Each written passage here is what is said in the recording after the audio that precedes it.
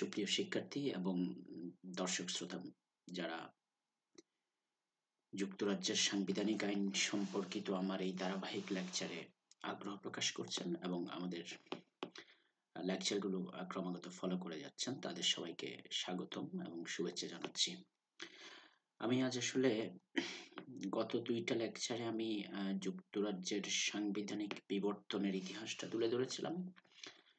আজ মূলত আনুষ্ঠানিকভাবে আমরা যুক্তরাজ্যের সংবিধানটার বিশেষ চরিত্রগুলো এবং তার সাংবিধানিক আইনের উৎসগুলো বোঝার চেষ্টা করব।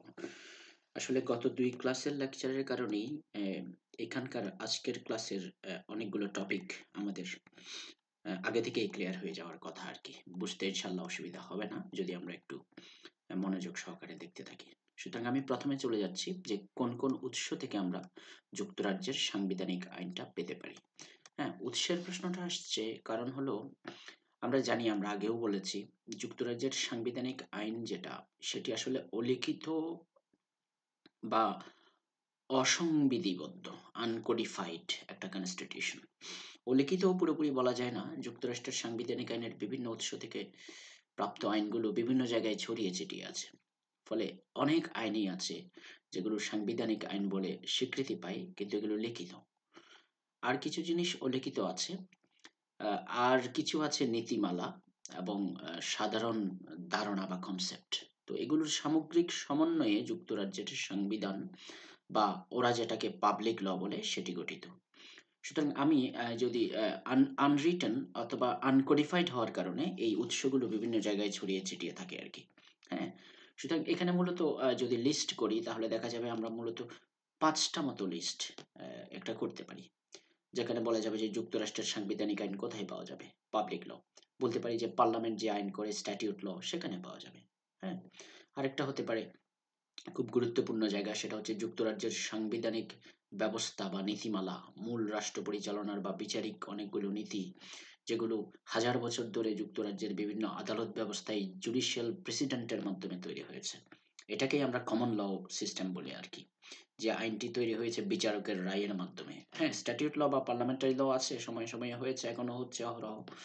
কিন্তু অনেকগুলো পার্লামেন্টারি ল আসলে দেখা গেছে যে বিচারিক সিদ্ধান্তের ক্রমধারায় যে সমস্ত জুডিশিয়াল প্রেসিডেন্ট এস্টাবলিশ করেছে সেগুলোকেই আইনে পরিণত করা হয়েছে। সুতরাং যুক্তরাজ্যের সাংবিধানিক বা পাবলিক ল এর অন্যতম একটা গুরুত্বপূর্ণ অংশ হচ্ছে জাজমেন্ট ল বা জুডিশিয়াল ডিসিশনস বা প্রেসিডেন্টস, যেটাকে আমরা কমন ল বলছি। হুম, তৃতীয় একটা অংশ এটা মূলত লিখিত। হ্যাঁ, স্ট্যাটিউট ল লিখিত, কমন ল লিখিত, ছড়িয়ে ছিটিয়ে আছে, এক জায়গায় নেই, তাই আনকোডিফাইড। হ্যাঁ, কনস্টিটিউশনাল কনভেনশন এগুলো পলিটিক্যাল কালচারের বিষয়। কেউ কেউ বলেন, আমি সামনের একটা স্লাইডে কনস্টিটিউশনাল কনভেনশন সম্পর্কে আরেকটু বিস্তারিতভাবে বলবো।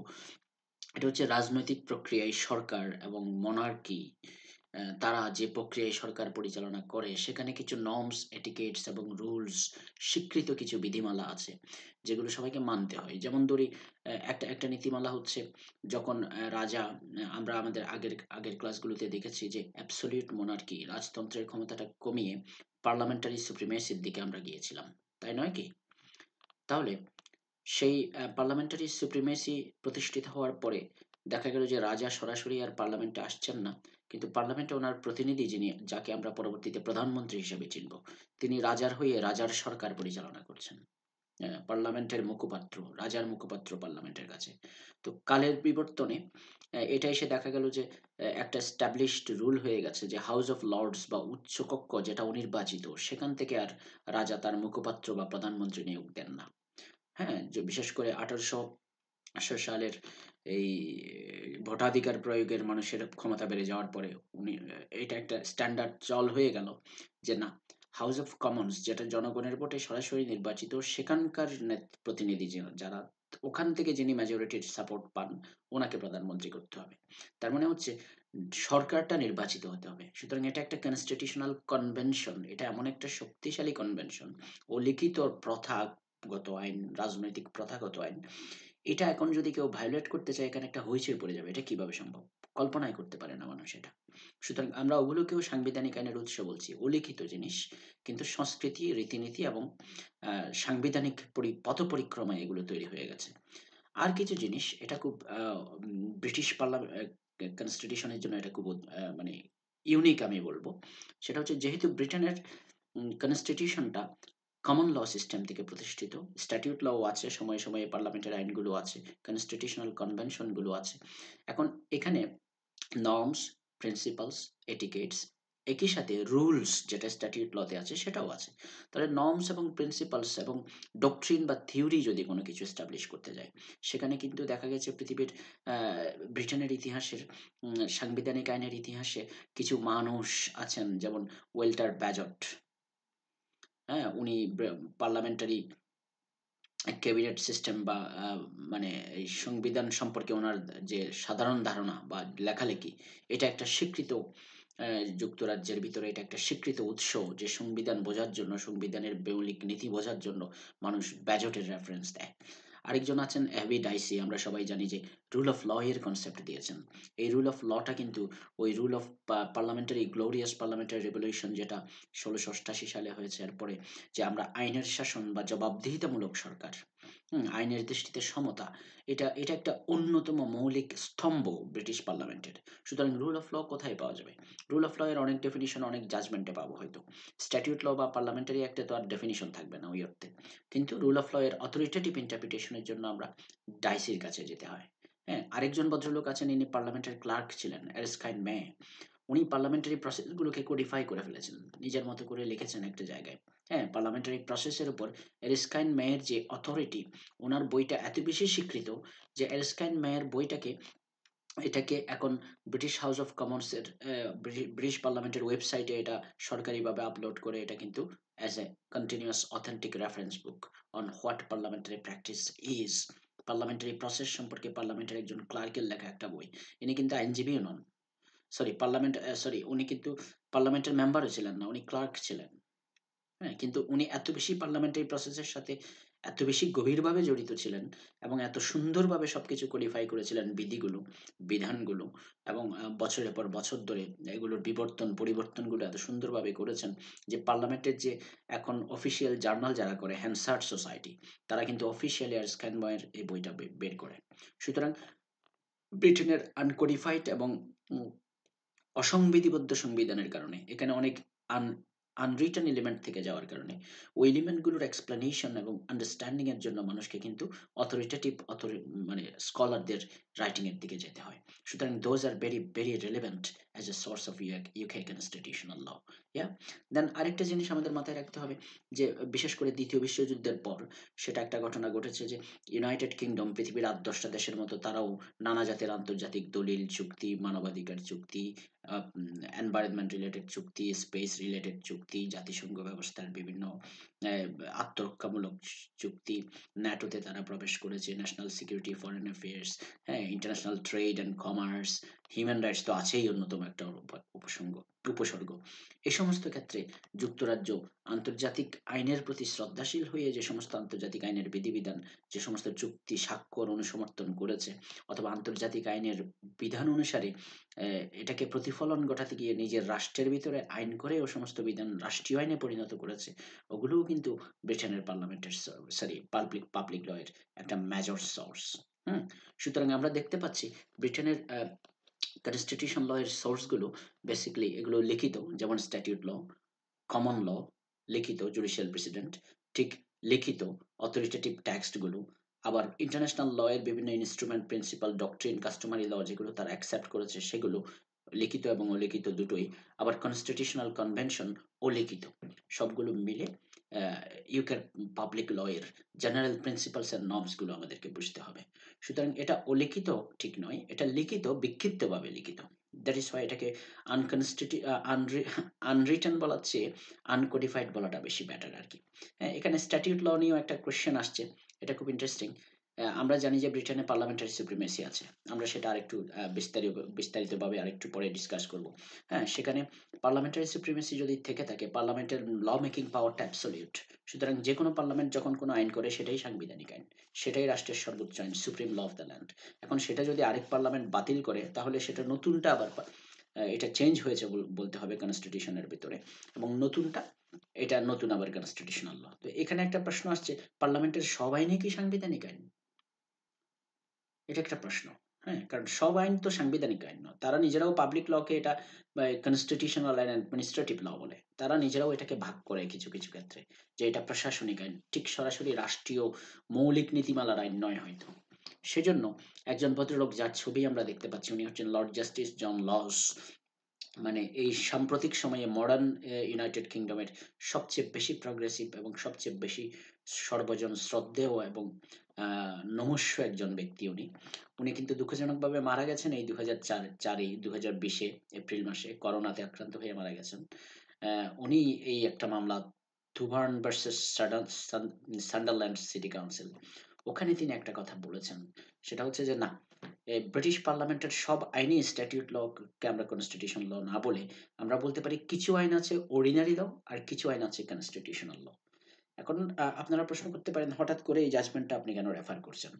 আমি হঠাৎ করে এই জাজমেন্টটা রেফার করছি কারণ এই জাজমেন্টের একটা মারাত্মক সিগনিফিক্যান্স আছে। সেটা হচ্ছে যখন একজন জাজ বা জুডিশিয়ারি বলে যে সব লই স্ট্যাটিউট লই কনস্টিটিউশনাল ল নয়। তার মানে ল এর ভিতরে হায়ারার্কি আছে। কিছু আছে আপার, কিছু আছে লোয়ার।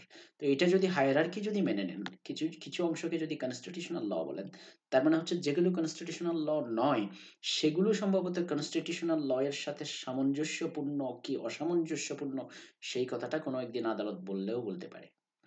সুতরাং সম্ভবত লর্ড জাস্টিস লজ এর মতো মানুষরা এ ধরনের ছোট ছোট পদক্ষেপ ফেলতে ফেলতে ব্রিটেনের দিকে, ব্রিটেনে সম্ভবত একটা কনস্টিটিউশনাল সুপ্রিমেসি আমি জানি না, অথবা জুডিশিয়াল রিভিউর দিকে যাচ্ছে কিনা আমরা দেখবো এটা একটু পরে। হিউম্যান রাইটস অ্যাক্টের ক্ষেত্রে এই ধরনের কিছু ইশারা পাওয়া যায়।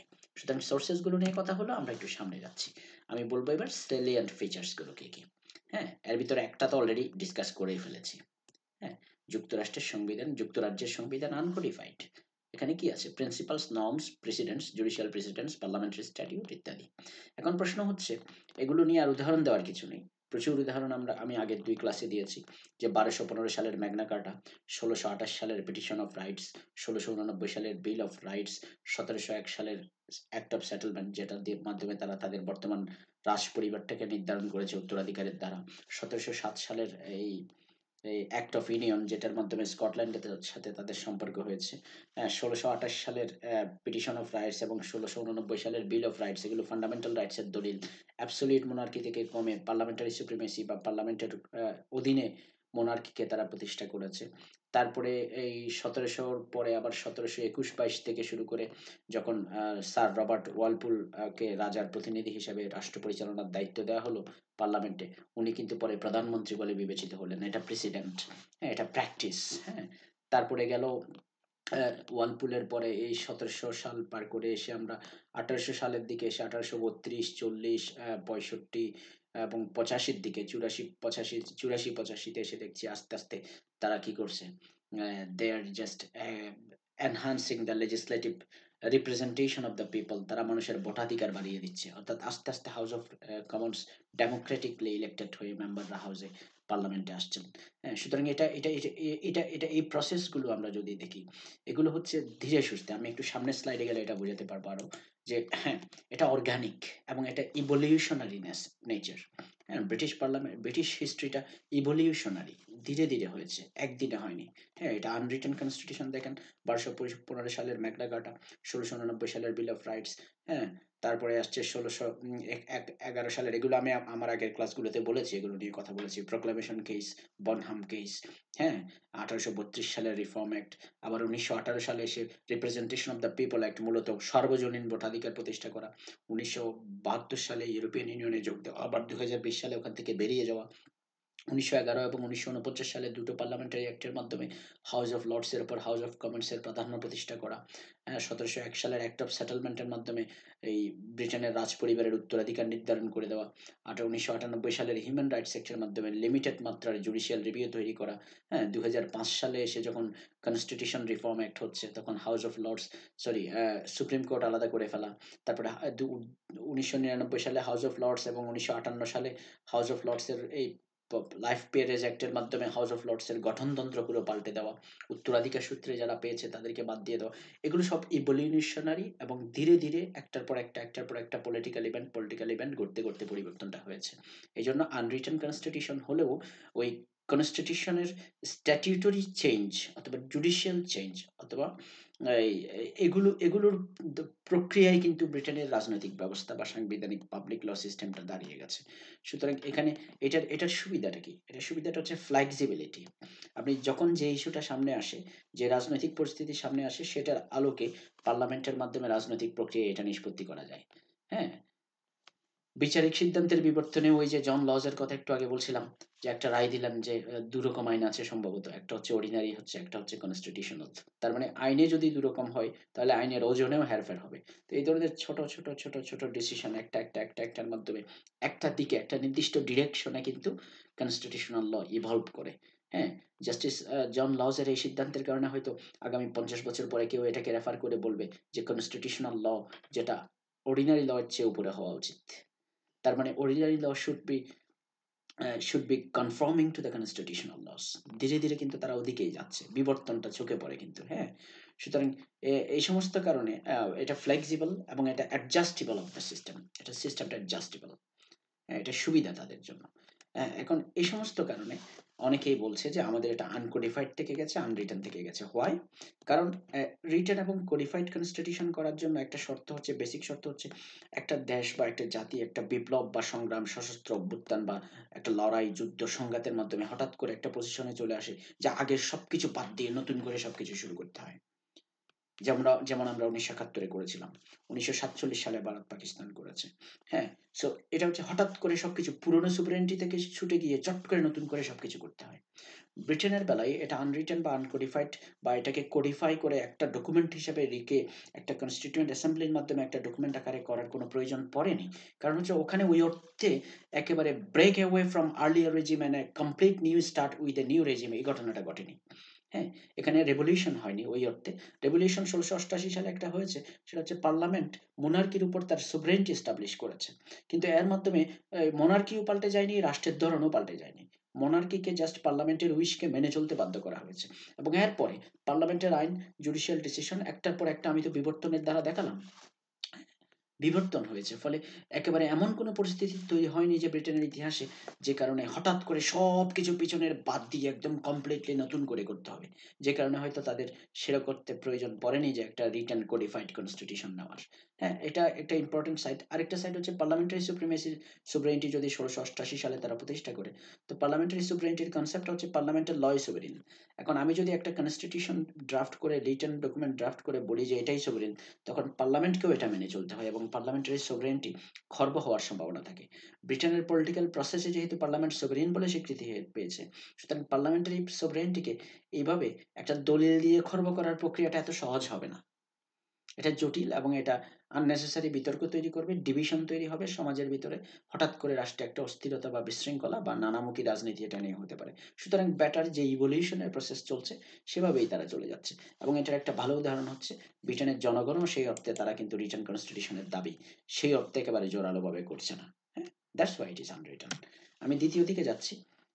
আরেকটা বৈশিষ্ট্যের কথা বলছি, যে ব্ল্যান্ডেড পলিটিক্যাল সিস্টেম এটা একটা।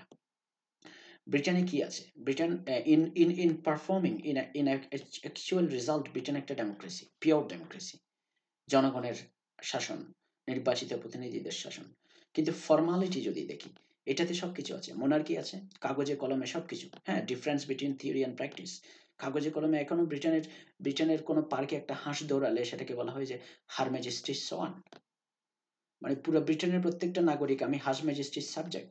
এবং যিনি সরকারি দল গভর্নমেন্ট, তিনি হার ম্যাজেস্টিস গভর্নমেন্ট। এবং যিনি বিরোধী দল, তার নামও হচ্ছে হার ম্যাজেস্টিস লয়াল অপোজিশন। সে বিরোধীও আবার সে নাকি অনুগত। সুতরাং ফর্মালি এটা অ্যাবসলিউট মনার্কি।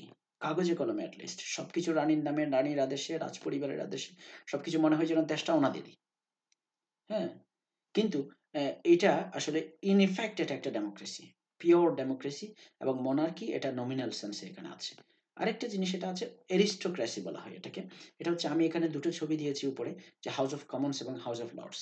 এই ছবিটা আমি আগের একটা লেকচারেও দেখিয়েছিলাম।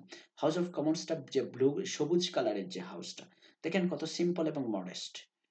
হুম, সাধারণ নির্বাচিত জনগণের জনতার প্রতিনিধিরা এখানে বসেন। আর হাউস অফ লর্ডসে সামন্তপ্রভু, এলিট, রাজার সভাসদ, যেগুলো একেবারে ওখানে দেখেন স্বর্ণের সিংহাসন রাজার। হ্যাঁ, রাজা কিন্তু হাউস অফ লর্ডসে আসেন, হাউস অফ কমন্সে আসেন না। হ্যাঁ, রাজা যখন পার্লামেন্টে বক্তৃতা দিতে আসেন তখন ওই লোক পাঠিয়ে হাউস অফ কমন্সকে বলেন যে কুইন এসেছেন, আপনাদেরকে ডাকছেন। তো কুইনের ডাকে ওরা হাউস অফ কমন্স থেকে বেরিয়ে হাউস অফ লর্ডসের দরজায় গিয়ে দাঁড়ায় থাকে, বসতেও পারে না। হ্যাঁ, এই যে দুটো খুঁটি আছে ওই দুই খুঁটির সামনে গিয়ে প্রধানমন্ত্রী এবং স্পিকার দাঁড়িয়ে থাকে, তারা দাঁড়িয়ে বক্তৃতা শুনে রানীর। হ্যাঁ, ওদিকে হাউস অফ লর্ডসের ভেলভেটের আসন, অত্যন্ত সুসজ্জিত এবং অভিজাত সোফা, এটার মাধ্যমে একটা আভিজাত্য প্রকাশ পাচ্ছে। হ্যাঁ, দুটো রুমের আভিজাত্য, লাইটিং, এটার দুটো রুমের গঠন দেখেন, এটা এটা এটা একটা সম্পূর্ণ ভিন্ন একটা পরিবেশ। এরিস্টোক্রেসি আছে এই জন্য হাউস অফ লর্ডস, আপনারা জানেন যে এটা মূলত বংশানুক্রমে যারা রাজ পরিবারের রাজার সভাসদ ছিলেন, বিভিন্ন এলাকার ধনিক এবং জমিদার সম্প্রদায়ের মানুষ ছিলেন, সামন্ত প্রভু ছিলেন, তারা এখানে এখানে বসতেন। কিন্তু এটা সংস্কার হতে হতে এখন এমন পর্যায়ে চলে গেছে যে এখন আর সেই উত্তরাধিকারের, আমি একটু পরে একটু আরেকটা স্লাইডে হয়তো এটা বলবো, উত্তরাধিকার সূত্রে হাউস অফ লর্ডস এর মেম্বার হওয়ার সুযোগ এখন সে অর্থে তো নাই। কিন্তু এখন যেটা হয়েছে সেটা হচ্ছে তারা একটা ইন্টেলেকচুয়াল এলিট গ্রুপ তৈরি করে ফেলেছে। 1958 সালে লাইফ পেয়ারেজ অ্যাক্টের মাধ্যমে একটা সিস্টেম করা হয়েছে যে প্রধানমন্ত্রী, বিরোধী দলীয় নেতা এবং অন্যান্য দলের নেতারা একটা কোটা ভিত্তিক, তারা কিন্তু প্রতি বছর একটা নির্দিষ্ট সময়ে রানীর কাছে একটা লিস্ট পাঠিয়ে বলেন যে এদেরকে পিয়ার করে দেন। হ্যাঁ, সো এরা পিয়ার হয়ে কিন্তু এরা হাউস অফ কমন্স লর্ডসে বসে। এই পিয়ার গুলো হয় সাবেক প্রধানমন্ত্রী, সাবেক রাষ্ট্রদূত, বিখ্যাত বিজ্ঞানী, বিখ্যাত শিক্ষক, বিখ্যাত মানে সমাজের বিভিন্ন স্তরের জ্ঞানী গুণী নানা জাতের মানুষজন, তারা এখানে প্রতিনিধিত্ব করেন লাইফ টাইমে, ফর লাইফ। ওনারা মারা গেলে আবার ওনাদের ওনাদের পুত্র বা ওনাদের বংশধররা উত্তরাধিকার সূত্রে বসবে না। হ্যাঁ, ওই সিস্টেমটা এখন আর নেই। হাউস অফ লর্ডস অ্যারিস্টোক্রেসি ছিল, আহ, এটা এখন ইন্টেলেকচুয়াল অ্যারিস্টোক্রেসি। হ্যাঁ, এটা হচ্ছে প্রফেশনাল গ্রুপের প্রতিনিধিরা বিভিন্ন তারা যান। হ্যাঁ, ওই লাইফ টাইম, নিজের লাইফ টাইমে তারা ওখানে থাকেন, ফলে তারা নির্বাচিত না।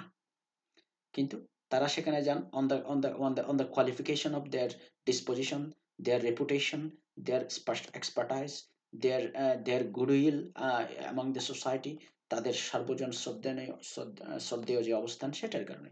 সো এই কারণে বর্তমানে প্রায় 700 মতো লাইফ পেয়ার আছে যাদেরকে এই অ্যারিস্টোক্রেটিক প্রক্রিয়ায় নিয়োগ দেওয়া হয়েছে। এবং 90 জন 92 জন আছেন যারা ওই আগের শত শত বছর ধরে চলে আসা বংশানুক্রমে হেরিডিটারি পেয়ার, তারা আছেন। তারা এখন আর হেরিডিটারি নেই, তারা 90 জনকে 92 জনকে রাখা হয়েছে 2005-এর পরে আইনের মাধ্যমে সংস্কার করে। কিন্তু তারা মারা গেলে তাদের আবার সন্তান সন্ততিরা উত্তরাধিকার সূত্রে, পদাধিকার বলে বাবার সূত্রে বা মায়ের সূত্রে এখানে এসে বসতে পারবে না। হ্যাঁ, এখন ওই সিস্টেমটা নেই, but still it is an aristocracy because it is unelected, it is appointed, it is composed of peoples who are belonging to the expert groups, intellectual elites and so and so. Okay, ঠিক আছে, আমি আরেকটা আরেকটা আরেকটা বৈশিষ্ট্যের দিকে যাচ্ছি। হ্যাঁ, ইউনাইটেড কিংডমের কনস্টিটিউশনটা, এটাকে তারা বলছে যে ইউনাইটেড কিংডম ভারতের মতো ফেডারেল সিস্টেম না, রাজ্য এবং কেন্দ্রে ভাগ নেই। আমেরিকার মতো ফেডারেল সিস্টেম না, কেন্দ্রীয় সরকার রাজ্য সরকারের ভাগ নেই, দ্বিস্তর বিশিষ্ট সরকার ওরা করেনি। আমাদের দেশের মতো একটা ইউনিটারি সিস্টেম, যেখানে একটাই কেন্দ্রীয় সরকার, তার অধীনে সব চলছে। বাট এখানে লোকাল গভর্নমেন্ট আছে শক্তিশালী, সেটা ঠিক আছে, তাদের কিছু স্বায়ত্তশাসিত ক্ষমতা টমতা আছে। কিন্তু 3টা রাজ্যের বেলায় তাদের একটু অসুবিধা আছে। সেটা হচ্ছে স্কটল্যান্ড, হ্যাঁ, স্কটল্যান্ড এবং নর্দার্ন আয়ারল্যান্ড এবং ওয়েলস। হ্যাঁ, স্কটল্যান্ড, নর্দার্ন আয়ারল্যান্ড, ওয়েলস, এই অঞ্চলটাতে, হ্যাঁ, এই অঞ্চলটা নর্দার্ন আয়ারল্যান্ড এবং ওয়েলস, এই অঞ্চলটাতে তাদেরকে কিছুটা স্বায়ত্ত শাসন দিতে হয়েছে। হ্যাঁ, এটাকে ডিভলিউশন বলছে 1998 সালের একটা আইনের মাধ্যমে। স্কটল্যান্ডের একটা আলাদা পার্লামেন্ট আছে, স্কটল্যান্ডের একটা আলাদা এক্সিকিউটিভ আছে, পার্লামেন্টের লিমিটেড ল মেকিং অথরিটি আছে। এই ল মেকিং অথরিটির কিছু ক্ষেত্র ইউকে পার্লামেন্টে তাদেরকে একদম স্পেসিফাই করে দিয়েছে, এগুলোতে তোমরা আইন করবা। এবং ইউজুয়ালি ইউকে পার্লামেন্ট ওখানে আইন করে না। হ্যাঁ, তবে এটা ঠিক theoretically UK parliament still sovereign. Theoretically UK parliament কিন্তু চাইলেই যে কোনো সময় এই ক্ষমতাটা কেড়ে নিতে পারে। যেমন ইউকে পার্লামেন্ট নর্দার্ন আয়ারল্যান্ডের ব্যাপারে বেলায় কেড়ে নিয়েছিল। নর্দার্ন আয়ারল্যান্ডের যে আইনসভা স্টরমন্ট, সেটাকে স্থগিত করা হয়েছিল 1980-র দশকে একবার। কারণ ওই সময় আইরিশ রিপাবলিকান আর্মি সারা দেশে ইনসার্জেন্সি বা রাষ্ট্র অন্তর্ঘাতমূলক তৎপরতা চালাচ্ছিল। এবং নর্দার্ন আয়ারল্যান্ডের সরকার এ ব্যাপারে যথাযথ ব্যবস্থা নিতে না পারে কেন্দ্রীয় সরকার সেটাকে বাতিল করে কেন্দ্রীয় নিয়ন্ত্রণ নেয়। সুতরাং এটা হচ্ছে এক্সেপশনাল ঘটনা। কিন্তু আদারওয়াইজ একটা লেজিসলেটিভ ফ্রেমওয়ার্কের আওতায় নর্দার্ন আয়ারল্যান্ড, ওয়েলস একটু কম, ওয়েলসের অ্যাডমিনিস্ট্রেটিভ আলাদা সেট আপ আছে, আইনসভার ক্ষমতা একটু কম। কিন্তু নর্দার্ন আয়ারল্যান্ড এবং স্কটল্যান্ডে আইনসভার কিন্তু নির্ধারিত ক্ষমতা আছে তাদের নিজস্ব, আইনসভা আছে, বাট এটাকে ওরা ওই ফেডারেশন বা কনফেডারেশন বলছে না, যেটা ইন্ডিয়া বা আমেরিকার স্টাইলে, এটাকে তারা বলছে devolution. So what is the difference between devolution and federation and confederation, that is a matter of different discussion. কিন্তু এটুকু আপাতত বলা যায় যে ব্রিটেন এটা ফেডারেল সিস্টেম অফ গভর্নমেন্ট নয়। সামনে যাচ্ছি। হ্যাঁ, পার্লামেন্টারি সুপ্রিমেসি অনেক আগেই বলেছি, একটু আগে। পার্লামেন্টারি সুপ্রিমেসির ব্যাপারে একটা কথা যে বলা হয় যে পার্লামেন্ট ক্যানট, এমন কোনো আইন নেই যে পার্লামেন্ট করতে পারে না। আমরা একটা কথা খুব ফেমাসলি বলি যে except making a man into a women, women into a man, parliament আর সব করতে পারে। কিন্তু এটা থিওরিটিক্যালি ধরলে পার্লামেন্ট ওইটাও করতে পারে আসলে। পার্লামেন্ট যদি বলে যে সব নারীর জেন্ডার পুরুষও গণনা করা হবে, পুরুষের জেন্ডার আইনের জন্য নারীর গণনা করা হবে, থিওরিটিক্যালি এটা সম্ভব, প্র্যাকটিক্যালি হয়তো নয় আর কি। সো ব্রিটিশ পার্লামেন্টারি সুপ্রিমেসির একটা অন্যতম গুরুত্বপূর্ণ কথা হচ্ছে পার্লামেন্ট যে আইনটা করে সেটাই সর্বোচ্চ আইন, সেটা রানীকে মেনে নিতে হবে, সেটার উপরে জুডিশিয়াল রিভিউ চলে না, জুডিশিয়ারি সেটাকে অবৈধ ঘোষণা করতে পারে না। এটা হচ্ছে বেসিক কথা। কিন্তু এই কথার বিপরীতে ভেরি রিসেন্টলি, যেহেতু আমরা বলছি ইভলিউশনের প্রসেসে পার্লামেন্টারি ব্রিটেন আগাচ্ছে, তাহলে যদি এখন দেখা যাক 1689 সালে বিল অফ রাইটস করেছে।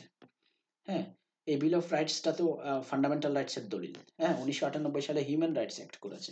এখন যদি বলি যে ব্রিটিশ পার্লামেন্টারি সুপ্রিমেসি আছে বলে সে একেবারে সব হিউম্যান রাইটস বাতিল করে দিতে পারে, সম্ভবত না। কারণ হিউম্যান রাইটসের জন্য স্ট্রাগলের প্রক্রিয়াই কিন্তু কি হয়েছে, এই মোনার্কিকে লিমিটেড করে পার্লামেন্টকে সোভরেন করা হয়েছে। এখন পার্লামেন্ট তো জনগণের অধিকার এভাবে সাপ্রেস করার হলে তো জনগণ এটাও পাল্টে ফেলবে। সুতরাং এটা মাথায় রাখা দরকার আছে, পার্লামেন্টারি সুপ্রিমেসি আছে theoretically, it's right, but parliament has some employed and inherent limits. হ্যাঁ, এটাকে এখন বিচারকরা ব্যবহার করছেন এই কথাটা। আমি আমার প্রথম দুটো লেকচারে এই উদাহরণটা দিয়েছি কিভাবে ব্রিটেন আস্তে আস্তে জুডিশিয়াল রিভিউর দিকে সম্ভবত আগাচ্ছে। হ্যাঁ, একটা একটা ভালো উদাহরণ হচ্ছে ব্রিটেন যে সমস্ত আন্তর্জাতিক দলিল বা আন্তর্জাতিক চুক্তিতে স্বাক্ষর করেছে, এগুলো তো তাকে মানতে হয়। এখন এগুলো যদি না মানি, আইসিসিপিআর না মানি, আইসিএসসিআর না মানি, তো এগুলো তো আন্তর্জাতিক ফোরামে কমপ্লেইন যাবে, এবং রাষ্ট্রীয় দায় বলে একটা কথা আছে আন্তর্জাতিক আইনে। যখন ইউরোপিয়ান ইউনিয়ন, তো জাস্ট কিছুদিন আগে তারা ছাড়ছে, ইউরোপিয়ান ইউনিয়নের যখন মেম্বার ছিল, ইউরোপিয়ান ল সরাসরি ব্রিটেনের জন্য বাধ্যতামূলক, এবং ব্রিটেনের আইনের সাথে ইউরোপিয়ান ইউনিয়নের ল এর কনফ্লিক্ট হলে সেখানে কিন্তু ইউরোপিয়ান ইউনিয়ন ল প্রাধান্য পাবে। সুতরাং ব্রিটেন যদি চাইলেই ইউরোপিয়ান ইউনিয়ন ল ভায়োলেট করতে পারে, তাহলে তো তাকে ইউরোপিয়ান কোর্ট অফ জাস্টিসে গিয়ে জবাবদিহি করতে হয়, তাই না? সুতরাং এখানে সমন্বয় সাধন করার বিষয় থাকে। হ্যাঁ, যদিও বা তারা এখন ইউরোপিয়ান ইউনিয়নে নাই, কিন্তু আন্তর্জাতিক আইনের বাইরে তো না। ইউরোপিয়ান ইউনিয়ন ছেড়ে চলে আসার সময় 2020-এ যখন European union withdrawal agreement act তারা করেছে, সে আইনে মূলত ইউরোপিয়ান ইউনিয়নের আওতায় আগে যে আইনগুলো, ইউরোপিয়ান লগুলো তাদের দেশে প্রযোজ্য হতো, ওগুলো সবগুলোকেই তারা মূলত ডোমেস্টিক লতে পরিণত করেছে। এখন তারা এগুলোকে এখন ইউরোপিয়ান ল বলবে না, তারা এখন ডোমেস্টিক ল বলবে, কিন্তু আইনগুলো আছে। হ্যাঁ, আর একটা ভালো উদাহরণ হচ্ছে 1998 সালের হিউম্যান রাইটস অ্যাক্ট। এটা নিয়ে আমি আরেকটু কথা বলবো। হিউম্যান রাইটস অ্যাক্টের মাধ্যমে কিন্তু European convention on human rights and fundamental freedom 1950 যেটা, সেটা মেনে চলার এবং সেটাকে ডোমেস্টিকলি অ্যাপ্লাই করার বাধ্যবাধকতা ব্রিটেন নিজের উপর নিয়েছে। হ্যাঁ, সুতরাং পার্লামেন্টের সুপ্রিমেসি, পার্লামেন্ট আইন করতে পারে, কিন্তু সব আইন সবভাবে করতে পারে কিনা সে প্রশ্নটা থেকে যাবে। কারণটা কি, পার্লামেন্টারি সুপ্রিমেসি যখন 1688 সালে গঠিত হচ্ছে, তখন পার্লামেন্টারি পলিটিক্যাল পার্টি ছিল না। সো 1800 সালের শেষে এবং 1900 সালের গোড়ার দিকে, 1800 সালের মাঝামাঝি থেকে 1900 সালের গোড়ার দিকে আমরা কিন্তু পলিটিক্যাল পার্টি পাওয়া শুরু করেছি। এখন পলিটিক্যাল পার্টি যদি তৈরি হয়ে যায়, সরকারি দল বিরোধী দল, তো পার্লামেন্ট তো এই সরকারি দল বিরোধী দলের ইচ্ছের উপর, এবং সরকারি দল বিরোধী দল তো জনগণের কাছে জবাবদিহি করতে হবে, 5 বছর ব্যাপী তাকে ইলেকশনে যেতে হবে। সুতরাং পলিটিক্যাল পার্টি যদি পার্লামেন্টের উপরে কি করে, ডোমিনেট করে, তাহলে পার্লামেন্ট আর সুভেরিন হলো কই? সুভরেনিটি তো এখন মানে democratic sovereignty of the political parties আর গভর্নমেন্টস ওদিকে চলে গেল। সুতরাং পার্লামেন্টের উপর লিমিট আছে। Political party itself, party government itself, party system itself is a limitation on parliamentary sovereignty. That's why parliamentary sovereignty আওতায় theoretically পার্লামেন্ট সবকিছু করতে পারলেও প্র্যাকটিক্যালি করতে পারবে না, কারণ parliament is dominated by political parties and political parties are accountable to the people, isn't it? তারপর আরেকটা জিনিস আছে যে আপনার কনস্টিটিউশনাল কনভেনশন যেগুলো আছে, সেগুলোতে পার্লামেন্টারি সুপ্রিমেসির নাম দিয়ে আমি, ঠিক আছে, এগুলোকে চাইলে কনস্টিটিউশনাল কনভেনশনগুলোকে একটু এদিক সেদিক বা পরিবর্তন, প্রয়োজনীয় পরিমার্জন করা যেতে পারে, কিন্তু কনস্টিটিউশনাল কনভেনশনকে পুরোপুরি অস্বীকার করে এখন কেউ যদি বলে যে আমি হাউস অফ কমন্স থেকে প্রধানমন্ত্রী করব না, হাউস অফ লর্ডস থেকে প্রধানমন্ত্রী করব, আইন এটাই সম্ভব না। সুতরাং পার্লামেন্টারি সুপ্রিমেসির উপরে কিছুটা ইনহারেন্ট লিমিট আছে বলে এটা এখন মেনে নেওয়া হয়। হ্যাঁ, এবং জুডিশিয়ারিও কিন্তু টারে টুরে এই কথাটা বলছে। আমরা দেখছি আরেকটা গুরুত্বপূর্ণ বৈশিষ্ট্য, এটা হচ্ছে ব্রিটিশ পার্লামেন্টের আপনারা বিল্ডিংটা দেখতে পাচ্ছেন। হ্যাঁ, হাউস অফ লর্ডস, এখানে ব্রিটিশ পার্লামেন্ট বাইক্যামেরাল কেন, ইউনিক্যামেরাল নয় কেন? কারণ ব্রিটেনে একটা কথা আছে, হাউস অফ লর্ডস বিলুপ্ত করে দেওয়ার একটা যুক্তি অনেকে বলেন, কারণ হাউস অফ লর্ডস নির্বাচিত না, ফিনিশ। কিন্তু এই যুক্তির বিপরীতে এটা ঠিকছে না, কারণ হচ্ছে বাইক্যামেরালিজম বা দ্বিকক্ষ বিশিষ্ট পার্লামেন্টের একটা সুবিধা আছে, সেটা হচ্ছে নিম্নকক্ষ যদি সরাসরি জনগণের ভোটে নির্বাচিত হয় এবং ৫ বছর পর পর যদি এটা পাল্টে যায়, তাহলে নিম্নকক্ষ থেকে যে সরকার গঠিত হয় তার একটা রাজনৈতিক এজেন্ডা থাকে, এবং সে এই সময় জনগণের কি পালস সেটা অনুযায়ী সে আগামী ৫ বছরে জনগণের কাছে যেটা নিয়ে যাবে, সেটা তাৎক্ষণিক জনগণের মেজাজ মর্জির দিকে তার খেয়ালটা বেশি থাকে। ফলে এটা ওই অস্বাভাবিক এবং নন প্রগ্রেসিভ অনেক কিছু তাদের হিট অফ দ্য মানে পলিটিক্যাল কনভেনিয়েন্স এর জন্য এই মুহূর্তে করতে হচ্ছে, তারা করে ফেলতে পারে। আর দ্বিকক্ষ বিশিষ্ট পার্লামেন্টের একটা সুবিধা হচ্ছে আপার চেম্বার যেটা, সেটা অত বেশি মানে ওই অর্থে এটা মানে জনগণের ৫ বছর মেয়াদী চিন্তা বা ২ বছর মেয়াদী চিন্তা ওটা তাদের করতে হচ্ছে না, কারণ তারা তো কেউ ইলেক্টেড না। হ্যাঁ, তারা এক্সপার্টাইজ এবং স্পেশালাইজেশন এর উপর এসেছে। কেউ ৯২ জন আছেন উত্তরাধিকার সূত্রে এসেছেন। হ্যাঁ, so it is a sort of technocracy. তারা টেকনোক্র্যাট, অনির্বাচিত, expert, intellectual elite, social leaders, not political leaders. এই মানুষগুলো যখন ওখানে থাকেন, তখন হাউস অফ লর্ডস এর নির্বাচিত অংশের যে রেস্টলেসনেস, ৫ বছরের তাৎক্ষণিক রাজনৈতিক প্রবণতা দ্বারা সবকিছু করে ফেলতে যাওয়া, হ্যাঁ, পপুলিজম বলি আরকি এটাকে আমরা। হ্যাঁ, পপুলার সেন্টিমেন্টকে মাথায় রেখে যা মানে দীর্ঘমেয়াদে কি ভালো হবে না হবে সেটা করে ফেলার চেষ্টা করা। সেটার বিপরীতে হাউস অফ লর্ডস এর মতো একটা আপার চেম্বার, যেটা এক্সপার্টাইজ, স্পেশালাইজেশন এবং টেকনোক্রেসিতে ভরা, এবং যেটা সরাসরি জনগণের ভোটে নির্বাচিত নয়, এটার একটা আর্গুমেন্ট এসেছে যে it is good. It is good. House of Lords is a sort of check upon the House of Commons, in the sense that House of Lords can take into account the long-term vision and long-term mission of the nation, while House of Commons may be rather driven by the short-term interest of politics. হ্যাঁ, এই কথাটা এখানে আছে। হ্যাঁ, সুতরাং বাইক্যামেরালিজমের এটা একটা ভালো উদাহরণ যে ব্রিটেন বাইক্যামেরালিজম রাখছে। হাউস অফ লর্ডস বিলুপ্ত করবে না সম্ভবত তারা, হাউস অফ লর্ডসকে সংস্কার করতে পারে। সংস্কারের প্রক্রিয়াটাও চলছে, বললাম যে উত্তরাধিকার সূত্রে যারা ছিলেন তাদেরকে বলতে গেলে প্রায় রিপ্লেস করে দেওয়া হয়েছে, তাই না? এখন তো সবাই এক্সপার্টাইজ এবং স্পেশালাইজেশনের ভিত্তিতে, সুনামের ভিত্তিতে, সামাজিক নেতৃত্বের ভিত্তিতে, বিভিন্ন পেশাগত নেতৃত্বের ক্ষেত্রে ভিত্তিতে তারা এখানে আসেন, তাই না? সুতরাং bicameralism is an important blessing, is an important কি বলবো এটাকে, safeguard against abuse of power by the House of Commons. হ্যাঁ, সুতরাং বাইক্যামেরালিজমটা এটা ব্রিটেনের একটা পার্লামেন্টারি বা কনস্টিটিউশনাল সিস্টেমের একটা অন্যতম অনুষঙ্গ, যে কারণে সম্ভবত হাউস অফ লর্ডসকে সরাসরি চাইলেও বিলুপ্ত করে দেওয়া যাবে না। হ্যাঁ, এটা হচ্ছে হাউস অফ কমন্সের সেশন চলছে এখন। হ্যাঁ, হ্যাঁ, এখানে দেখেন বিষয়টা কি, ব্রিটেনের কনস্টিটিউশনের আর কিছু বৈশিষ্ট্য আমার মনে হয় এতক্ষণের আলোচনায় অনেকগুলো চলে আসছে। একটা অন্যতম বৈশিষ্ট্য হচ্ছে হাউস অফ কমন্সের মেজরিটি পার্টির লিডার দ্বারা ওনার প্রধানমন্ত্রীত্বে সরকার গঠিত হবে। ৫ বছর পর পর তারা জবাবদিহি করবে, জনগণের কাছে যাবে, এবং সংসদের আস্থা হারালে সরকারের পতন হবে। কিন্তু সমস্যা হচ্ছে এই পার্লামেন্টারি সিস্টেম অফ গভর্নমেন্ট, যেটাকে আমরা ক্যাবিনেট ডিক্টেটরশিপও অনেক সময় বলে থাকি। কারণ হচ্ছে এই সরকারি দলের যিনি মেজরিটি পার্টির লিডার, যিনি ক্যাবিনেট থেকে আসলেন, তাদের মেজরিটি পার্টির হুইপ এবং মেজরিটি পার্টির লিডার অথবা মাইনরিটি পার্টির লিডারদের একটা কন্ট্রোল থাকে দলের ব্যাক বেঞ্চারদের উপর। এই ব্যাক বেঞ্চার যারা একটু পেছনে বসেন আর কি, তাদেরকে ব্যাক বেঞ্চার বলা হয়। মানে দ্বিতীয় বা তৃতীয় সারির বা পেছনের সারির নেতারা। এখানে প্রচুর যারা দাঁড়িয়ে আছেন তারাও সিট না পেয়ে দাঁড়িয়ে আছেন, কারণ ৬৫০ জন বসার মতো জায়গা হয় না এই হাউস অফ কমন্সে। হ্যাঁ, যারা আগে আসেন তারা বসেন, আর কেউ আগেভাগে একটু সিট দখল করে রাখার জন্য একটা টোকেন নাম্বার দিয়ে রাখেন আগে এসে। বাট দরকারও পড়ে না, সব মেম্বার একই সাথে খুব কম সময়েই পার্লামেন্টে বসেন। হুম, মূলত পার্লামেন্ট কাজ করে কমিটিগুলোর মাধ্যমে। হ্যাঁ, সুতরাং প্রধানমন্ত্রী যে জবাবদিহি করবেন, এটাকে আমরা ইন্ডিভিজুয়াল এবং কালেকটিভ রেসপন্সিবিলিটি বলছি।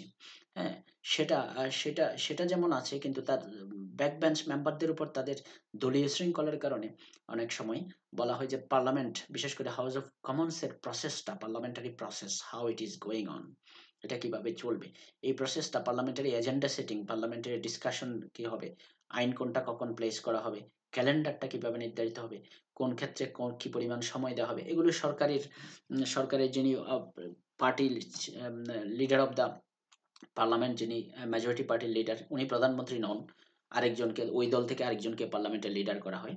উনি এবং স্পিকার এবং বিরোধী দলের লিডার এবং হুইপরা যারা আছেন তারা এগুলো আলাপ আলোচনা করে ঠিক করেন। মূলত এখানে সরকারি দলের কন্ট্রোল, সরকারের কন্ট্রোল বেশি, যে কারণে অনেকে এটা ক্যাবিনেট ডিক্টেটরশিপ বলে থাকেন। হ্যাঁ, পার্লামেন্টারি এজেন্ডার উপর গভর্নমেন্টের control.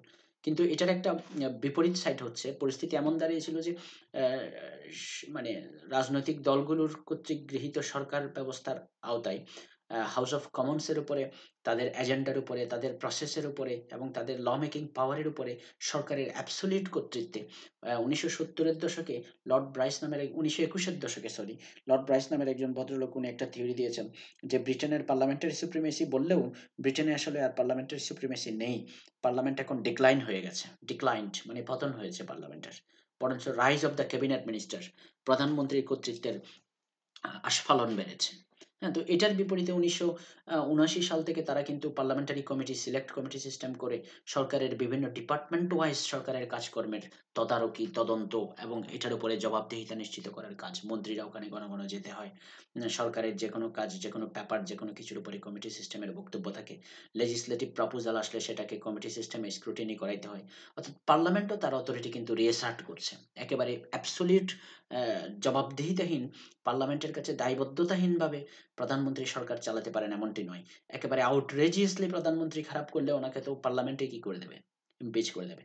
But day to day activity গভর্নমেন্টের সেটাকে কন্ট্রোল করার জন্য তাদের একটা strong committee system, the select committee system particularly, যেটা 1979 সালে তৈরি হয়েছে এবং যেটা 2010 সালে আবার সংস্কার হয়েছে, যেটার মেম্বার চেয়ারম্যান কিভাবে নির্বাচিত হবে সেটা।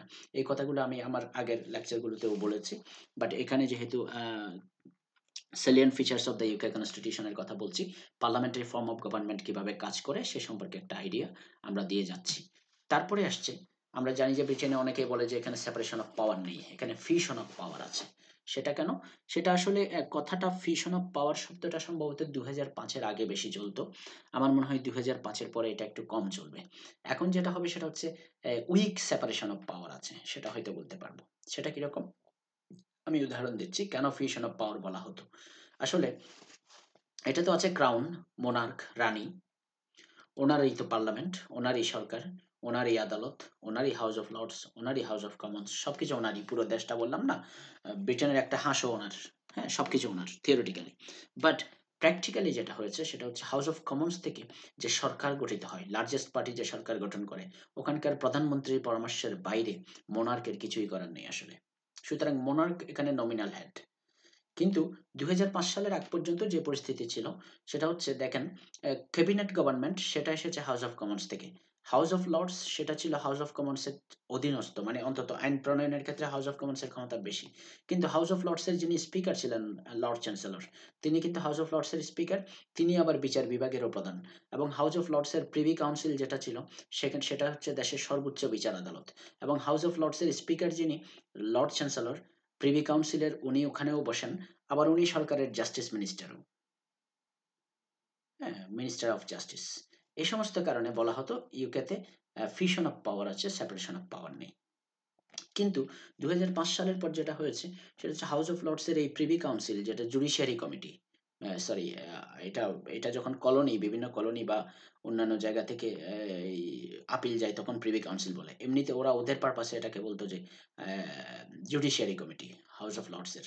এই জুডিশিয়ারি কমিটিটা এখন বিলুপ্ত হয়ে এটাতে আলাদা ইউকে সুপ্রিম কোর্ট গঠিত হয়ে গেছে 2009 সাল থেকে। এবং ওই লর্ড চ্যান্সেলর আগে কিন্তু বিচার বিভাগের হর্তাকর্তা ছিলেন, নিয়োগ, বদলি, পদোন্নতি সবকিছু উনি করতেন। ওটা এখন সরিয়ে নেওয়া হয়েছে।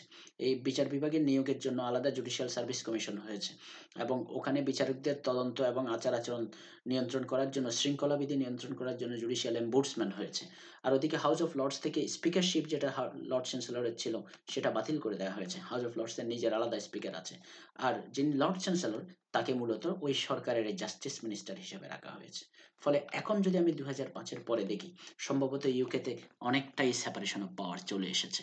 এক্সিকিউটিভকে দেখতে পাচ্ছি, লেজিসলেচারকে দেখতে পাচ্ছি, জুডিশিয়ারিকে দেখতে পাচ্ছি। কিন্তু still full separation of power in the sense of the United States ওভাবে কিন্তু আসেনি। কারণ ইউনাইটেড স্টেটসে প্রধান প্রেসিডেন্ট কিন্তু কংগ্রেসের মেম্বার নন, সুতরাং পার্লামেন্টারি সিস্টেমে এটা এখন রয়ে গেছে যে পার্লামেন্টারি সিস্টেমে government is formed out of the House of Commons. সুতরাং ওই সেন্সে সরকার কিন্তু লেজিসলেচারেরই অংশ। এখানে ফুল সেপারেশন অফ পাওয়ার আসেনি, but still at least in terms of judiciary virtually কিন্তু কি স্বাধীন হয়ে গেছে, এটা মানতে হবে। হ্যাঁ, জুডিশিয়ারি এটার লেজিসলেটিভ বা এক্সিকিউটিভ ব্রাঞ্চের কন্ট্রোলে আর নেই। হ্যাঁ, আমরা এখন যাচ্ছি নতুন একটা জায়গায়। এটা খুব ইন্টারেস্টিং গল্প। ব্রিটেন কিন্তু সেকুলার স্টেট না অফিসিয়ালি। যে ১৬৮৯ সালে যখন act of bill of rights তারা প্রণয়ন করে, এবং ১৭০১ সালে যখন সেটেলমেন্ট অ্যাক্ট করে, সেটার মাধ্যমে ব্রিটেনের রাজপরিবার প্রটেস্ট্যান্ট রাজপরিবার। হ্যাঁ, তারা কিন্তু চার্চ অফ ইংল্যান্ডের প্রধান, এবং church of England Anglican church, সেটা সেটা কিন্তু ক্রিশ্চিয়ান স্টেট। হ্যাঁ, সুতরাং এটা অফিসিয়াল চার্চ হচ্ছে চার্চ অফ ইংল্যান্ড ব্রিটেনের। এটা রোমান এম্পায়ার, যেটা রোমান চার্চ যেটা আছে ক্যাথলিক চার্চ, এটার বিপরীতে তারা প্রতিষ্ঠা করেছে। তাদের সাথে এদের সমস্যা ছিল, যে কারণে রাজপরিবার প্রটেস্ট্যান্ট মেম্বার হতে হয় রাজপরিবারের সদস্যদের রাজা হতে হলে। এবং সেখানে ওই চার্চ অফ ইংল্যান্ডের ২৬ জন বিশপ তারা কিন্তু হাউস অফ লর্ডসে মেম্বার হিসাবে বসেন, লর্ড হিসাবে। হ্যাঁ, সুতরাং এটাও খেয়াল রাখা দরকার আছে। এই বিশপরা যে লর্ডসের ভিতরে তারা সবকিছু, আবার এটাও ঠিক, এগুলো হচ্ছে প্রতীকী যোগাযোগ, রাষ্ট্রের সাথে চার্চের প্রতীকী যোগাযোগ। কিন্তু এটা ঠিক যে ব্রিটেনের রাজনৈতিক ব্যবস্থায় ধর্মকে নিয়ে বা চার্চের নির্দেশনায় রাষ্ট্র পরিচালনা। হ্যাঁ, কিছু আনুষ্ঠানিকতা আছে। যখন নতুন রাজা বা রানী আসেন তাকে করোনেশন করাইতে হয়, তাকে আশীর্বাদ করাইতে হয়। এগুলো তাদের অনুমোদন, এগুলো চার্চের এই পাদ্রীরা দিয়ে থাকে। বাট এগুলো ফর্মাল রুল। পাদ্রীরা যারা এই হাউস অফ লর্ডসের মেম্বার, তারাও খুব বেশি নিজেদের এই উগ্রধর্মীয় মতবাদ হাউস অফ লর্ডসে প্রকাশ করে সেটা ওখানে এস্টাবলিশ করতে চান এমনটা কিন্তু নয়। হাউস অফ লর্ডসে তারা মেজরিটি না, মাইনরিটি, এবং তারা সাধারণত ধর্মীয় বিষয়ে কথাবার্তা বলেনও না ওখানে। সুতরাং প্র্যাকটিক্যালি অফিসিয়ালি চার্চের সাথে স্টেটের একটা রিলেশনশিপ আছে। চার্চ অফ ইংল্যান্ড এটার অফিসিয়াল চার্চ, এবং এই চার্চের প্রধান ব্রিটেনের রানী, এবং she is also the defender of the faith. হ্যাঁ, সুতরাং এটা অফিসিয়ালি একটা Christian state, but in effect তারা কিন্তু ধর্মকে রাষ্ট্র থেকে আলাদা করতে পেরেছে। হুম, রাষ্ট্র পরিচালনাটাকে সেকুলারের ভিতরে রেখেছে। তারপরের একটা বৈশিষ্ট্য, আমি এটা নিয়ে একটু আগে বলছিলাম, কনস্টিটিউশনাল কনভেনশন। কনস্টিটিউশনাল কনভেনশন গুলো কি বলছিলাম? ব্রিটিশ পার্লামেন্টের, ব্রিটিশ কনস্টিটিউশনের অন্যতম একটা ইম্পর্টেন্ট একটা সোর্স। হ্যাঁ, এই যে এখানে জিনিসটা আছে। হ্যাঁ, কনস্টিটিউশনাল কনভেনশন আনরিটেন এলিমেন্ট। সেই কনস্টিটিউশনাল কনভেনশন গুলোর একটা মানে এগুলোর ডেফিনিশন অনেকে অনেকভাবে দিয়েছেন। এই অ্যাবি ডাইসি বলতেন যে কনস্টিটিউশনাল কনভেনশন হচ্ছে ওই জিনিসগুলো যেগুলোর মাধ্যমে মনার্কের আচার আচরণকে নিয়ন্ত্রণ করা হয়। কিন্তু এই ডেফিনিশন এখন পাল্টে গেছে। এখন বলা হচ্ছে কনস্টিটিউশনাল কনভেনশন এমন একটা জিনিস যেটা দিয়ে এক্সিকিউটিভ, লেজিসলেচার, জুডিশিয়ারি সবার আচার আচরণ এটা সবাইকে বাধ্য করে। এবং কনস্টিটিউশনাল কনভেনশন গুলো এত বেশি ইম্পর্টেন্ট যেগুলোর এগুলো লঙ্ঘিত হলে পলিটিক্যাল ভায়োলেন্স হতে পারে, পলিটিক্যাল পলিটিক্যাল কনসিকুয়েন্স আসবে যারা লঙ্ঘন করবে তাদের উপরে। এবং জুডিশিয়ারি অবশ্য বলে থাকে যে কনস্টিটিউশনাল কনভেনশন গুলো ম্যাটার অফ নর্মস, সেগুলো আমরা প্রয়োগ করতে পারি না, কিন্তু এগুলো রিকগনাইজ করতে পারি। এরকম একটা মামলা ১৯৭৬ সালে attorney general versus Jonathan Cape limited, এটা একটা পাবলিশার সংস্থা। রিচার্ড ক্রসম্যান নামের একজন সাবেক মন্ত্রী, তিনি তার মন্ত্রিত্বকালীন সময়ে যে সমস্ত ডায়েরি মেনটেন করতেন সেগুলো পাবলিশ করতে চাচ্ছিলেন। তো এই পাবলিশারকে সরকার মামলা করে বলল যে আপনি এটা পাবলিশ করতে পারবেন না, কারণ ওনার ওই মেমোয়ের বা স্মৃতিচারণের ভিতরে এমন অনেক সেন্সিটিভ বিষয় আছে যেগুলো রাষ্ট্রীয় গোপনীয় বিষয়। এগুলো ক্যাবিনেট কালেকটিভ মিনিস্ট্রিয়াল রেসপন্সিবিলিটির কারণে ওনাকে এগুলো সিক্রেট রাখতে হবে। তো সেই মামলায় এই ক্রসম্যান ডায়েরিটা পাবলিশ করতে যখন তারা করে ফেলছে, তখন কোর্টের কাছে যখন এই অভিযোগটা গেল, কোর্ট বলল যে we recognise the concept of collective ministerial responsibility, but we can't enforce it. Crossman ডায়েরিটা কিন্তু পরে পাবলিশ হয়েছে। হ্যাঁ, সুতরাং আমি এটা বলছি না যে এই কনভেনশনটাকে এনফোর্স করা যায় না বলে বাতিল করে দেওয়া যাবে, এটা না। কারণ কি, এটা নিয়ে অনেক প্রশ্ন আছে। কেউ বলছেন একটা যুক্তি ব্রিটেনে আছে যে সব কনস্টিটিউশনাল কনভেনশনকে এইভাবে লিখিত না রেখে লিখে ফেললে কেমন হয়। তো সেটার বিপরীতে অনেকে যুক্তি দিচ্ছেন এটা লেখা উচিত হবে না, কারণ ওই একই কথা যে কারণে কনস্টিটিউশনটা তারা লিখিত করছে না।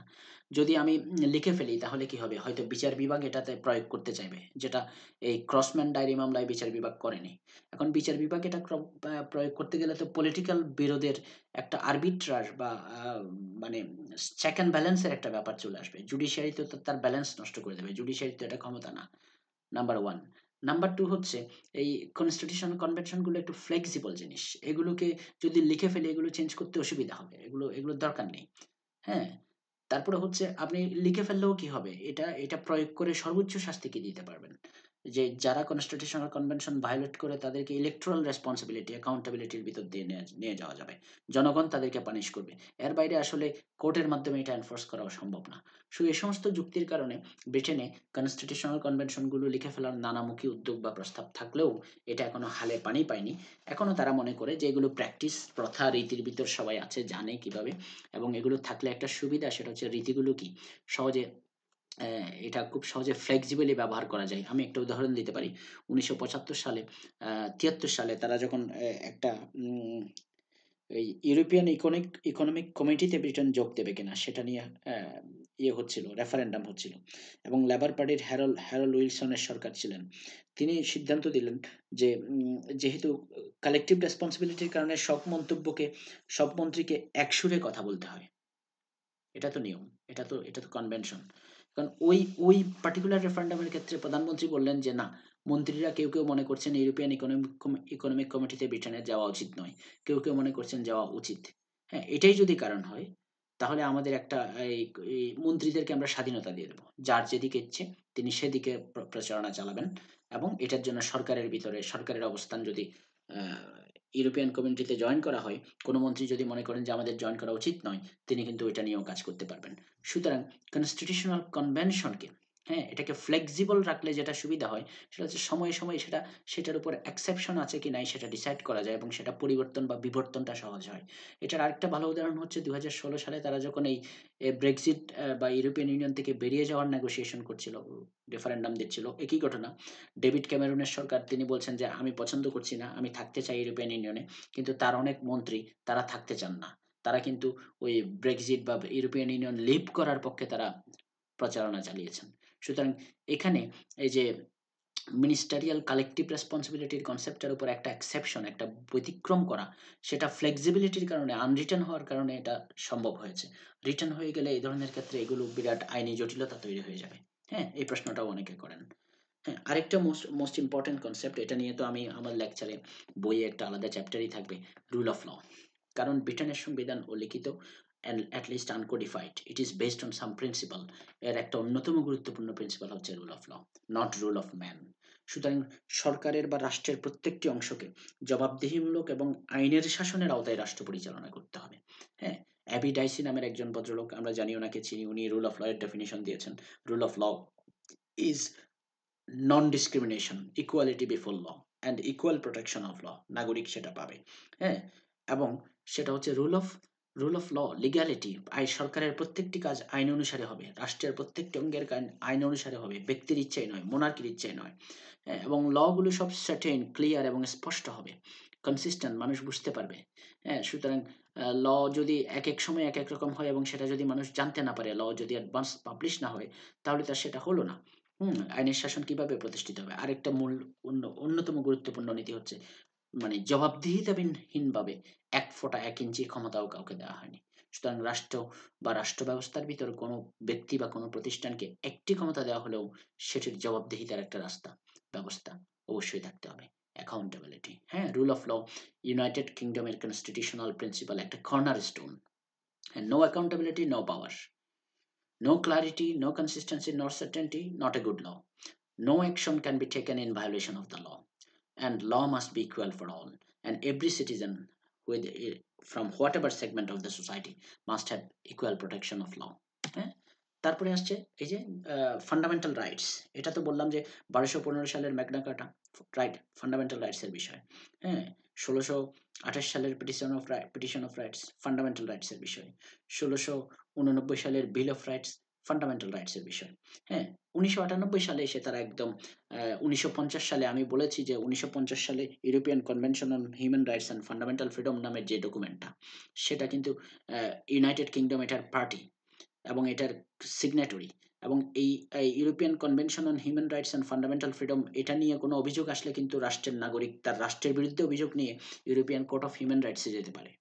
তো ব্রিটেনে যখন ১৯৯৭ সালে লেবার পার্টি ক্ষমতায় আসে, তারা বলল যে আমাদের দেশের ভিতরে এই ফান্ডামেন্টাল রাইটস আছে কি নাই সেটা নিয়ে মানুষ ওই ইউরোপিয়ান কোর্টে মামলা করে দরকার কি? আমরা ওই ইউরোপিয়ান কনভেনশনের যে রাইটগুলো আমরা চুক্তি করে স্বাক্ষর করেছি, সেগুলো আমরা আমাদের দেশের ভিতরে আইনে পরিণত করি। এটাকে তারা নাম দিয়েছে ব্রিঙ্গিং রাইটস হোম। যেগুলো বাইরে থেকে কেউ বিদেশি শক্তি বা বিদেশি কোর্ট বা আন্তর্জাতিক আদালত আমাদের উপর প্রয়োগ করবে কেন? আমরাই রাষ্ট্রীয়ভাবে আমাদের আদালতের মাধ্যমে এগুলো প্রয়োগ করতে পারবো। এটার কারণে এই চিন্তাভাবনা থেকে ১৯৯৮ সালে হিউম্যান রাইটস অ্যাক্ট তারা পাবলিশ করেছে। এখন এই হিউম্যান রাইটস অ্যাক্টের সিগনিফিক্যান্সটা কি? এটার গুরুত্ব হচ্ছে এই জায়গায়। একদম শুরুর দিকে জাস্টিস লজ এর কথা আমি বলছিলাম আপনাদেরকে। একটু খেয়াল করেন, এই যে এখানে জাস্টিস লজ এই জায়গায় যে সাম আর কনস্টিটিউশনাল লস, সাম আর অর্ডিনারি লস। স্ট্যাটিউট ল দুই প্রকার। এই একটা কনস্টিটিউশনাল ল এর সবচেয়ে ভালো উদাহরণ হচ্ছে ১৯৯৮ সালের এই হিউম্যান রাইটস অ্যাক্টটা। কারণ কি? এখানে একটা বিধান আছে সেকশন 3, সেখানে তারা বলেছে এই হিউম্যান রাইটস অ্যাক্ট 1998 এর সেকশন 3, ইয়া সরি আমি আমি এখানে থাকি। সেকশন 3 তারা বলেছে যে এই হিউম্যান রাইটস অ্যাক্টকে এমনভাবে ইন্টারপ্রিট করতে হবে যেন এই হিউম্যান রাইটস অ্যাক্টের প্রয়োগটা যেন European convention on human rights এবং ইউরোপিয়ান কোর্ট অফ জাস্টিস এবং ইউরোপিয়ান কোর্ট অফ হিউম্যান রাইটসের জুরিসপ্রুডেন্সের সাথে সামঞ্জস্যপূর্ণ হয়। ব্যাখ্যাটা এমনভাবে দিতে হবে যেন আন্তর্জাতিক দায়বদ্ধতাও ব্রিটেনের রক্ষা হয়। তাহলে দেখেন, ব্রিটেনের পার্লামেন্টারি আইনকে ইন্টারপ্রিট করতে হচ্ছে in terms of international law. হ্যাঁ? আবার ৪ নম্বরে গিয়ে বলল, যদি ব্রিটেনের কোনো স্ট্যাটিউট বা ব্রিটেনের কোনো আইন যদি হিউম্যান রাইটস অ্যাক্টের সাথে অসামঞ্জস্যপূর্ণ মনে হয়, যে কারণ হিউম্যান রাইটস অ্যাক্ট এটা একটা গুরুত্বপূর্ণ আইন, সাংবিধানিক আইন যদি আমি লর্ড জাস্টিস লজ এর ভাষায় বলি। হুম? এটা সাধারণ আইন না। সুতরাং সাধারণ আইন যদি এটার সাথে অসামঞ্জস্যপূর্ণ হয়, তাহলে কিন্তু ব্রিটেনের কোর্টকে একটা ক্ষমতা দেওয়া হয়েছে। তারা এটা সরাসরি বাতিল করে দিতে পারে না যেভাবে আমাদের দেশে করে, সেভাবে করে না। They can enter a declaration of inconsistency. তারা বলতে পারে যে আমরা দেখতে পাচ্ছি এটা ইনকনসিস্টেন্ট, প্লিজ কনসিডার ইট। কে কনসিডার করবে? পার্লামেন্ট করবে। কে কনসিডার করবে? Joint Committee of Human Rights, House of Lords এবং হাউস অফ কমন্স এর যৌথ কমিটি। কে কনসিডার করবে? সরকার করবে। সরকারকে টাইম দেওয়া হবে। সরকার মিনিস্ট্রি যিনি কনসার্নড উনি করবেন। তখন কিন্তু সরকার সে অনুসারে আইনটা সংশোধন করে। সুতরাং এই ফান্ডামেন্টাল রাইটসের দলিলটা, বিল অফ রাইটসটা স্পেসিফিক্যালি ১৯৯৮ সালে ইংল্যান্ডে নিয়ে আসার মাধ্যমে যে সুবিধাটা, তাদের যে পরিবর্তনটা, ওই যে বলছিলাম তাদের ধাপে ধাপে পরিবর্তন হয়। এই পরিবর্তনটার মারাত্মক পরিবর্তনটা হচ্ছে এখানে জুডিশিয়ারির একটা সরাসরি involvement in terms of checking the qualitative aspect of parliamentary law. পার্লামেন্টের আইন এই মানবাধিকার আইনের সাথে সামঞ্জস্যপূর্ণ কি অসামঞ্জস্যপূর্ণ সেটা বিচারের একটা ক্ষমতা বিচার বিভাগের চলে আসছে। হ্যাঁ, এটা সম্ভবত জুডিশিয়াল রিভিউ পাওয়ারের দিকে তারা আস্তে আস্তে আগাচ্ছে, এটার একটা ইন্ডিকেশন। হ্যাঁ, এভাবেই ব্রিটিশ কনস্টিটিউশন বিবর্তিত হয়ে আসছে শত শত বছর ধরে। হ্যাঁ, এখন আমি আমার একেবারে লাস্ট স্লাইডে চলে আসছি। এতক্ষণ ধরে বললাম এই আনরিটেন আনকোডিফাইড কনস্টিটিউশন, এটাকে তারা কোডিফাই করে না কেন? হ্যাঁ, এটা কেন এক জায়গায় নিয়ে আসলে একটা ডকুমেন্ট হিসাবে আনলে অসুবিধা কি? আমার মনে হয় এই প্রশ্নের উত্তর একটু আগে আমরা দিয়েছি যখন আমরা বলছিলাম যে কনভেনশনগুলোকে কেন রাইটিং করে লিখে ফেলছে না কনস্টিটিউশন। তারা অনেক ব্যাখ্যা দিয়েছে। ওই যুক্তিগুলো এখানেও খাটবে। হ্যাঁ, মূলত যারা এটা একটা আন্দোলন আছে ২০১০ সালে লেবার পার্টি এবং লিবারেল পার্টি তাদের নির্বাচনী ম্যানিফেস্টোতে তারা বলেছে তারা ব্রিটেনের জন্য রিটেন কনস্টিটিউশন নেবে। তার মানে কি? সম্ভবত একটা পলিটিক্যাল প্রেশার বা একটা আস্তে জনমত গঠন হচ্ছে যে একটা লিখিত দলিল মনে হয় দরকার এক জায়গায় সবগুলো বিধান এনে। কিন্তু সেটার বিপরীতে তাদের যুক্তিটা হচ্ছে সবগুলো এক জায়গায় থাকলে একটা ক্লারিটি থাকে, স্পষ্টতা থাকে এবং যেখানে সংস্কার করতে হবে, যে কোর্টে সংস্কার করতে হবে, হাউস অফ লর্ডসে সংস্কার করতে হবে, হাউস অফ কমন্সে সংস্কার করতে হবে, সরকারকে আরও জবাবদিহিমূলক করতে হবে, বিভিন্ন প্রতিষ্ঠানকে সাংবিধানিক প্রতিষ্ঠান হিসেবে স্বীকৃতি দিয়ে তাদের ক্ষমতা কাঠামো নির্ধারণ করতে হবে।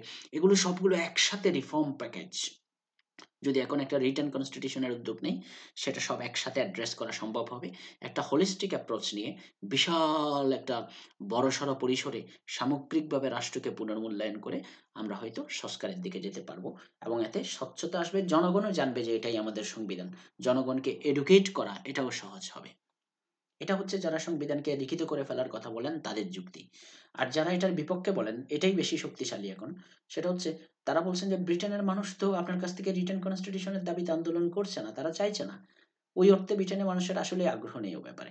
কারণ ওই যে বলছিলাম ইভলিউশনের প্রক্রিয়ায় ধীরে যেভাবে পার্লামেন্টারি প্রসেসে তারা আগাচ্ছে, পার্লামেন্টারি সুপ্রিমেসিতেই তারা অভ্যস্ত।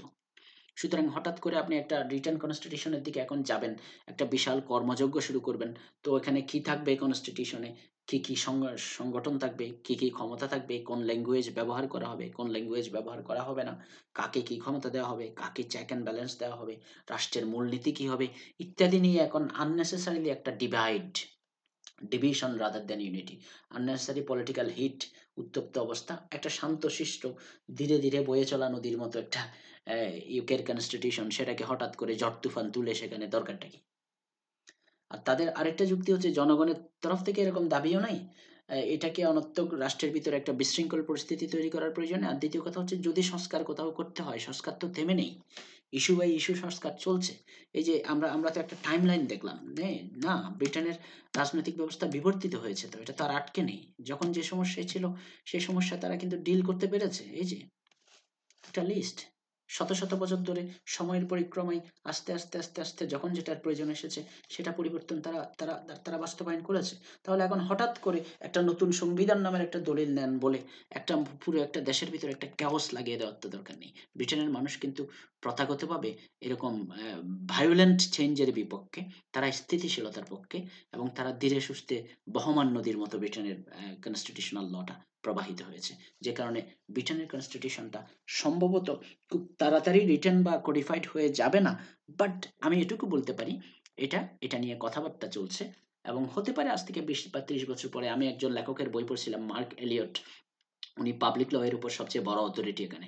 উনি এক জায়গায় বলছেন যে না, আপাতত সেরকম কোনো চাপ নেই, কিন্তু এমন যদি হয় যে ধরা যাক আজ থেকে 10 বছর পরে হঠাৎ করে স্কটল্যান্ড স্বাধীন হয়ে গেল, হঠাৎ করে ব্রেক্সিট শেষ করার পর হঠাৎ করে তারা মনে করলো যে না, এখন ব্রিটেনের সবকিছু নতুন করে ঢেলে সাজানো দরকার। সো সো ওরকম সিগনিফিক্যান্ট কোনো ইস্যু যদি হঠাৎ করে রাষ্ট্রের সামনে চলে আসে, যেখানে তারা মনে করতে পারে যে না, সবকিছু নতুন করে ঢেলে সাজানো দরকার, তখন হয়তো সেদিন কোনো একটা একটা পলিটিক্যাল মোমেন্টে রাজনৈতিক শক্তিগুলো হয়তো এটা করতে পারে। কিন্তু বর্তমান পরিস্থিতি হচ্ছে ওই পলিটিক্যাল মোমেন্টটা এখনো আসেনি। হ্যাঁ, জনগণ এখনো বহমান স্রোতধারার মতো ধীরে সুস্থে চলার মতো যে প্রক্রিয়ায় হাজার বছর ধরে ব্রিটেনের সংবিধান বা সাংবিধানিক নীতি রীতি প্রতিষ্ঠান, হ্যাঁ, মূল্যবোধ, প্রথা, আইন, জুডিশিয়াল প্রেসিডেন্টগুলো যেভাবে হয়েছে সেই প্রক্রিয়ায় চলতে ব্রিটেনের কোনো অসুবিধা নেই। সুতরাং এই কারণে রিটেন কনস্টিটিউশন না থাকা সত্ত্বেও ব্রিটেনের খুব বেশি অসুবিধা হচ্ছে না, ধারাবাহিকতার কারণে। হ্যাঁ, শক্তিশালী গণতান্ত্রিক প্রতিষ্ঠানের কারণে, যেগুলোর কারণে পার্লামেন্টারি সুপ্রিমেসি এবং পার্লামেন্ট খুব স্ট্রংলি কাজ করার কারণে এখানে এখানে আর তাদের মোটামুটি কোথাও আটকে যাচ্ছে না। দ্যাটস ওয়াই বলা হচ্ছে যে এটা নিয়ার ফিউচারে এটা হয়ে যাবে, এটা আমরা বলতে পারছি না। সুতরাং আপাতত আমি আজকের মতো লেকচারটা এখানে শেষ করছি। আমি এখন পর্যন্ত এটা নিয়ে যুক্তরাজ্যের সংবিধানের উপর 3টি লেকচার দিলাম। প্রথম দুটি ছিল ব্রিটেনের 1000 বছরের প্রায় ইতিহাসের বর্ণনা। আর আজ যেটা করলাম সেটা হচ্ছে ব্রিটেনের কনস্টিটিউশনের মৌলিক কিছু বৈশিষ্ট্য তুলে ধরলাম। ইনশাল্লাহ সামনে গিয়ে একটি একটি করে প্রতিষ্ঠান এবং কিছু নীতি সাংবিধানিক আইনের, সেগুলো নিয়ে আলাদা আলাদা করে আমি চ্যাপ্টার ওয়াইজ, যেহেতু আমি আমার বই লেখার কাজ চলছে, সেখানে আমি এগুলো একটা একটা করে লেকচার দেওয়ার চেষ্টা করব।